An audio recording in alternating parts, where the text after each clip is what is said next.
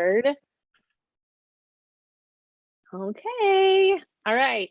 I'm so excited to have Daryl Donnelly here from Sensi IT, and he's going to tell us all the things, or at least some of All the the things. things, yeah, about him and the IT world. So to start off, Daryl, tell us about your Sensi journey. Yeah, I wish I had a wonderful, like, exciting, consultants. You guys join and you have all these amazing stories. Like, I worked in a lot of tech companies and worked mostly in startups in and around Phoenix. And then when I moved up to Boise, um, just ended up at Sensi. I had some colleagues that ended up over here, and I knew Orville from church related things, and said I would probably never work for him because he seems like he's kind of a crazy guy. And then a few years later, here I am at Sensi. So yeah, nothing glamorous or spectacular, but watched it grow. It was exciting to be in Meridian, Idaho, where we're at, and to see Sensi just explode, in the early 2000s, and then just seeing the campus built, and it was amazing. So yeah, nothing glamorous. The small But we love it. tech world in the Boise area, and so we're all kind of interconnected, and yeah. How long have you been with Sensi? This July will be my 8th year, so I'm coming up on 8 years. Very good. Very good.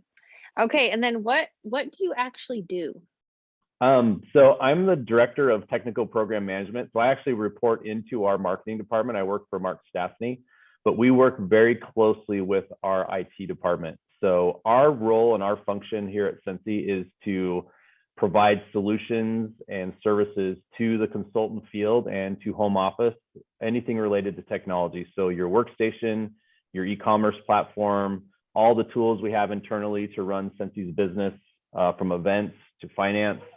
We work on all of those things throughout the company, but mostly our responsibility is to work closely with the consultants in the field to understand what problems you have so we can solve them through technology. Very good. Okay. All right. Now, before we get into the nitty gritty, what is your favorite Sensi product? Wax and warmers, hands down. We use fragrance in our house, and I'll be honest, when very early on, when Sensi was starting out, my wife went to a party probably in 07, 08 and bought a warmer and wax, and we used it for a little bit, and then it ended up in a cabinet. And so we didn't use it for a long time. And then I started at Sensi, and my first week here, I was driving somewhere with my wife after work, and she got a text message from a consultant saying she was having an open house. So I said, let's go to this open house and figure out what this is all about. So we went to the open house, and that was the same time that Chasing Fireflies, if you remember, that warmer was coming out, and it was selling like hotcakes. And the consultant only sold wax. She had no idea what was going on with the warmer. And so we went into the open house, smelled a bunch of fragrances, and I asked her about Chasing Fireflies, and she was like, oh, I have it, because I have, Scent and Warmer of the Month subscription, but it's sitting under my table. I haven't opened it yet. So we opened it up, pulled out our phones, took a picture, sent it to a few people, and we ended up selling like 7 or 8 warmers within 15 minutes. But I love our wax collections, and sugar is my favorite fragrance. So right now it's in bring back, so I got to stock up while it's here. I know. I was like, did you add it to your club? I don't have a club subscription yet, but it's tempting me just because I love the sugar fragrance so much. Yeah, it's good. Okay, so fun fact for everyone else who's gonna see this. My husband works in IT. He builds emails for another company. And so I get the behind the scenes of hearing and seeing, well, they just want this, and they don't know how hard it is. So, and we see that a lot in our Sensi world, how people are like, well, why can't they just do this? So I thought it would be fun to ask Daryl about things. I did poll my team and my group to see, if you could ask anything from IT, what would it be? And so some of these things are things that they came up with. And then I think Daryl also has some past projects that they've, or maybe even current, that they've worked on. So, but there's a little bit more to IT than just, pressing buttons. And so first, what do you think the common misconception is in that world? Yeah, I think it's I think the challenge and the hard thing for us to explain is how everything is somewhat interconnected. And so sometimes it's very easy to add a button here or do something there, but then you have to also take, what is this button going to do? What is that going to do in Germany and the German language? I mean, there's so many things you have to take into account when it comes to adding capabilities and features. And there are certain things that if you were to just to pick on email for a moment, there are different rules in each country around what you can and can't do with email. And so we have to look at something that looks very simple to do and apply that across all the markets that we have. And so if you start getting into region 2 and 3, and even US, Canada have different laws on how we do things, it just adds like layers of complexity on top of complexity. And then when you take the rules that we have to follow and then look at our systems and how they've been built over the years, then we also have challenges, just working through and around all of our systems because they just keep growing exponentially. So those are always kind of the challenges, but I do have a couple slides. This will probably put people to sleep, but I can kind of walk through what the process is for building things at Sensi, and probably for the most part, most technology companies. So if I can share my screen. Am I allowing that? I don't think so. Let me see. Okay. Share screen. Okay, you should be able to. All right, let me just show you. We won't spend much time on here, but I just want people to kind of understand all the different steps that go into building something. And this is just a very, very high level. Not everything will go through this entire rigorous process, but most things that are pretty significant and large to build will. So we'll take the example of abandoned carts. So recently we launched a feature called abandoned carts, where if someone goes out to your personal website, does some shopping, adds some items to your cart, and then doesn't check out, they get to the checkout phrase, they put in their email address, and then they leave for some reason. Maybe they got interrupted, or maybe they don't want to purchase. We added the ability for to basically follow up. And we've all seen these as we went shopping throughout the holidays, and even today, you'll get reminders, hey, we still have your cart available for you. That feature went through this entire process. So it always starts with, what is the strategy? What are the problems that we're trying to solve? It doesn't necessarily start with technology and the cool things we can do. We always start with, what is the problem we're trying to solve? And from there, once we understand what the problem is, we'll talk to consultants, we'll talk to people in the industries, we'll work with people internally to understand fully what the use cases are, and then we'll build what's called a business case. We have to understand how important it is to solve this problem. Should we solve it now? Is it something worth investing in? So what is it going to cost to build, and what do we expect to get out of that as a return? So once that's all kind of developed, we work with our executives here to get approval, and then we start to build out what the business rules would be for that feature and functionality to make sure that we're not stepping on anyone's toes or having any conflict with the channel. Once that's built out and done, then we work with our user experience department. So you guys sometimes will see Gary Engel out on Facebook, and he may ping you if you have problems or report things on Facebook that aren't working right. And he watches that pretty closely, but we'll work with them, and they'll put together what we call like wireframes. So they'll kind of mock up what something could look like, and then they'll test that with you guys or with customers to make sure that it's usable and that will be a good experience. And then from there, we work with our copy and translations team to add in like all the terms and translations.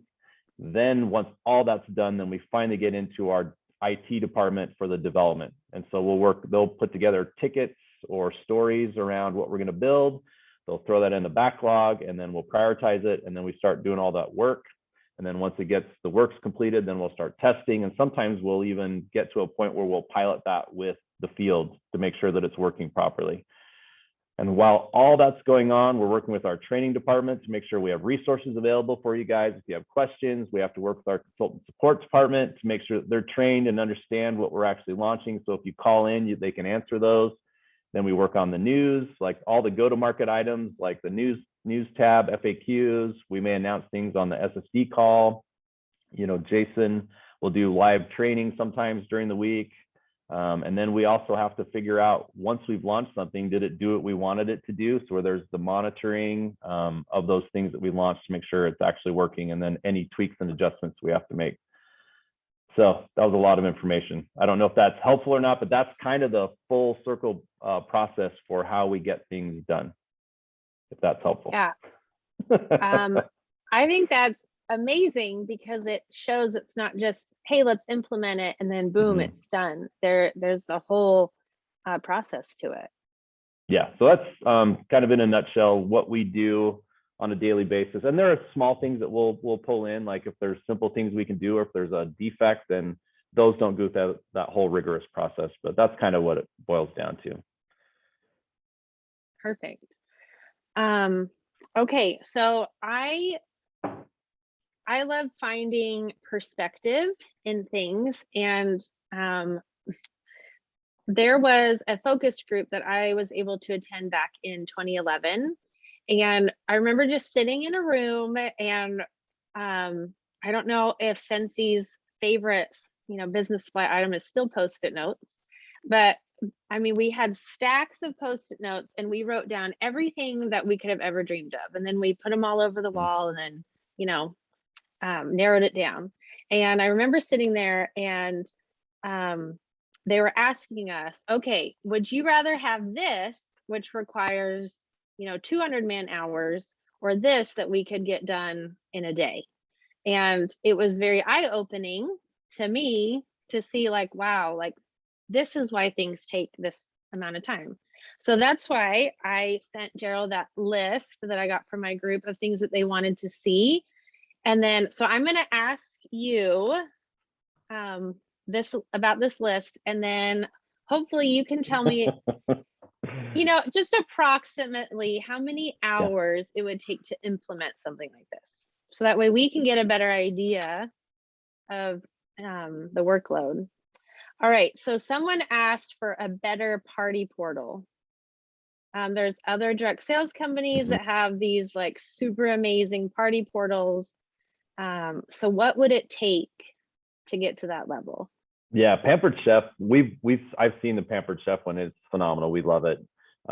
It all is going to come down to how many features and capabilities are put into that portal. But if I had to just take a big swag and a guess on what it would take to have the ability to have a customer log in to a party portal and see guests that are available, to see products that have been potentially purchased. And, I kind of looked at your list of things, and then also be able to finish their final payments and checkout. I'm going to guess that would probably take us anywhere between 3 and 6 months of work. Wow. Anytime we work around payments are always like the hard thing when we're integrating a new order types. Those things just take a great deal of time because that impacts our commissions. It touches so many things. It touches commissions. It touches your order history. There's just a lot you have to take into account. And then when you take and add that to a worldwide solution where there's 6 different payment methods that we now support in region 2 that we haven't even heard of here in the US, it just takes a lot of time. Gotcha. Yeah. And that's 3 to 6 months if nothing else major, right? Yeah. Pushes and that's it off. hoping nothing breaks that we've already built that we have to jump on and fix, which never happens, by the way. No. Nothing ever breaks. So we're never distracted with those things. Okay. What about something like an order now, pay later, like Sezzle or Afterpay? Yeah. Those are just depending on which payment method it is. So we work with a lot of what they're called gateways, and gateways provide us with payment options. So once we've done the integration work into a gateway, which takes several months, then they have a suite of payment methods that we can then kind of plug into. If it's available through one of our platforms, then it could take 2 months to plug in. Afterpay is kind of, I can't remember who they were acquired by, but if we were to go after like specifically Afterpay, it might take quite a bit of time because we don't have a contract, we don't have an agreement in place, so that would have to go through the business and through legal in order to get to Afterpay. If we use something existing, like today we use PayPal through one of our gateways, and PayPal has their version of an Afterpay. I think it's buy now, pay later. That would take us weeks probably. All right, that's good. Does that make sense? Yeah. All right. Adding the party start date to the party details on workstation, like that little snippet that we see. Couple days. Couple days. All right, we'll get on Guess, that one. and these are great guesses, by the way. These are great Yeah. guesses. My IT department would kill me if they knew I Yeah. was making estimates. They're like, whoa, whoa, whoa.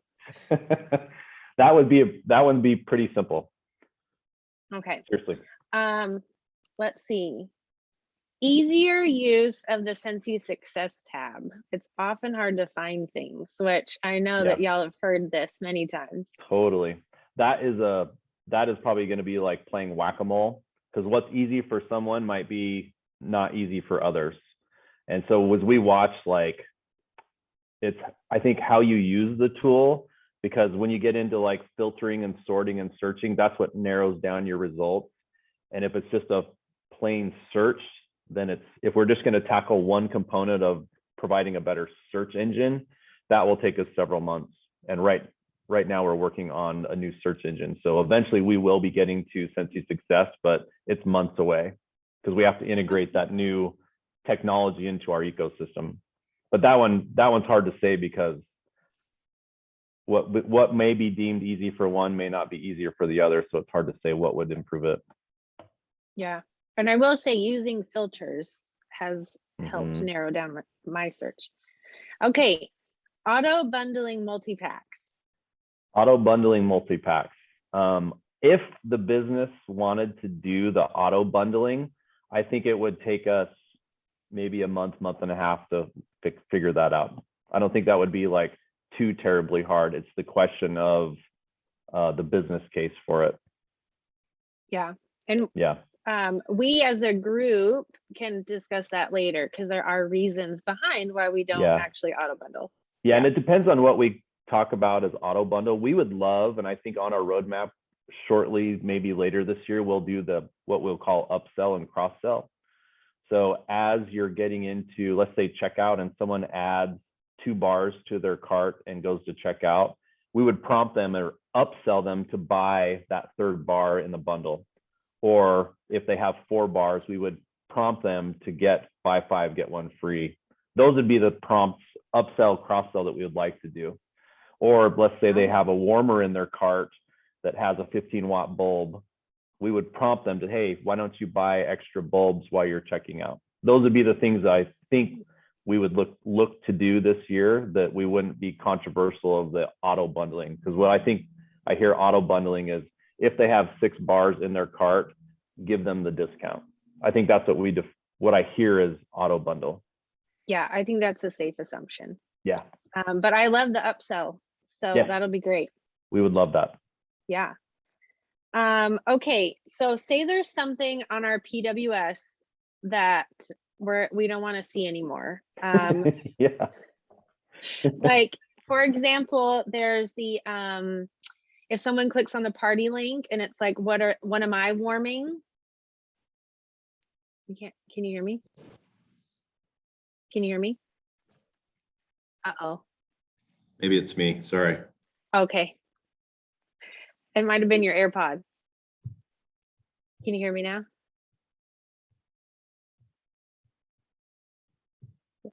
Daryl. Oh no. Technical difficulties. More. Okay, Okay, gotcha. Sorry. Can you hear me? I think my headphone died. Yeah, I was like, oh, it's those dang AirPods. Sorry. You're totally good. Okay, so when someone goes to our PDF, like through a party link, and it says, what am I warming? Some people don't want to share that information. And so how easy would it be to just remove that part? Easy. It's easy to remove stuff. Totally easy. That'd be just like hard to put it. A couple days. Awesome. I think the harder challenge we would have is, what if not everyone wants to have it removed? Then do we have to make it an optional feature for consultants to display or not display? Then that takes longer for us to develop, because now we have to provide the ability in Workstation to display or not display. So then that gets into a little bit longer. Perfect. But I love the idea of customization and the ability for consultants to choose, what they want to have on their party pages. Yeah. Yeah, it just takes time, right? all Takes the time. Time and priority. Mhm. Okay. There's just a few more. We're getting to these pretty quick. So, um, I've seen this several times over the years. An option to add a gift message if you're sending an order. Mhm. Like Amazon does. Yeah. Yeah. Do you remember we used to do this a long time ago? It like probably ruined so. every gift we ever wanted to send. So we had the ability when you went into checkout and you would fill out this email template and put a message and pick the background, and that thing would fire an email off immediately before the package even finished checkout, or the package is 6-7 days out and they're getting an email saying happy birthday, I just hope you like this present. And so we had that a long time ago and it did not go well. But I think if we were to add a message, and it depends on how we were to do it, if it's something that's going to be printed and put in the box, that would probably take a good amount of time, because that then starts to deal with integrations into what's called our ERP system, which is our back office fulfillment. So to all of our warehouses, we would have to have printers at each pick station as they're getting the boxes ready. They would have to have the ability to print off that message and add to the box, and it would take quite a bit of time. I don't know what that would take, because it would require multiple front end stuff. So you'd have to have the ability to build it on the front end in PWS or Workstation, and then you'd also have to have it figure out how we can pass that through to our fulfillment and to each packing station within all of our distribution centers. Yeah. So a It'd be lot of very implementation expensive. everywhere. I think that would be a very expensive project. Yeah. Yeah. It sounds like it. Okay. So the last one on my end, and then I'll have you share some of the projects that y'all have done. Adding an annual sales and mentor tracker. Yeah. So good news. This is already in the works. Oh. Those are, I think, likely could be going out the door in February or early March. So that's already in the mix. Those are actually only taking a couple weeks per report. But yeah, those are good. Those are coming out. Surprise. Perfect. Yay. Our dreams are coming true. Yeah. And just probably a little more background on that. I don't know how much we communicated that we changed reporting a while back. And it shouldn't have been a change to you guys, but we moved reporting out of Workstation. So it's not even part of the original Workstation application. It's now its own standalone app, but it just looks seamless to you guys. We had to do that because there were so many system performance issues where it would just run really slow. And sometimes we'd even see Workstation crash. And so we've been doing some work behind the scenes from an architectural perspective so that we can do things faster. So now that we've separated reporting and have it more performant, we can build reports faster. And we have a team dedicated now to that. So as you guys have ideas about reporting, we can just start throwing those in our backlog to start delivering. So that's exciting. Is it? It kind of is. Well, it's exciting that there's no crashes and we can actually request things and have them taken care of. Okay, so what are some projects that y'all have worked on and the time frame that it took to get them done? Yeah, so recently we completed the abandoned cart project that's currently on your PWS, and that's, I think, just US right now. But that took about a month and a half. And that's, when we say a month and a half, I'm talking one developer working on this, and a couple other people from our UX and our team, and but that's a dedicated IT developer working on it. So it was about a month and a half. He started in early December and it launched not too long ago. So that's kind of an example of things that we've done recently that went out pretty fast. We've launched some reports for you guys that some of them take a couple days now, some of them take a couple weeks. So as an example, the annual mentor and sales reports, those are going to take about a couple weeks per report. And then those will be deploying and launching out. So those are kind of a couple short terms that we've just recently completed. But then you can get into the longer projects like Sensi Club that just launched, the new basically 2.0 with the affiliate referral component. That was worked on off and on for a while. I won't tell you how long. I months. know. You think it was only months? Well, a couple Ooh. dozen months. Yeah. Yeah. Because I remember hearing about it, I don't know how long ago. And then it was like, well, we're still working on it. Yeah, and there's a lot that goes in depending on the project. It's either you're going to buy something to help you do this, or you're going to build it. And we chose to build all that capabilities, and so it was about a 2-year project. Oh, yeah. And as we said earlier, that's, a month, it takes a month to build it if nothing else is needed, right? If nothing Like else is needed, attention correct. doesn't need to go somewhere else for a little bit. Yep. Yeah. Those are just a couple examples of ones we've recently done. But I would say we try to keep work within a 3 to 6 month time frame. Some major initiatives. So some things we have coming out, like we're trying to add a new search engine to your PWS so that you'll have a better search experience, and you'll have filters and facets. So when you go to a category page, you'll be able to filter your products. This is probably going to take us about 3 to 6 months to develop and get out the door. But it all depends on resources, constraints, interruptions, those types of things.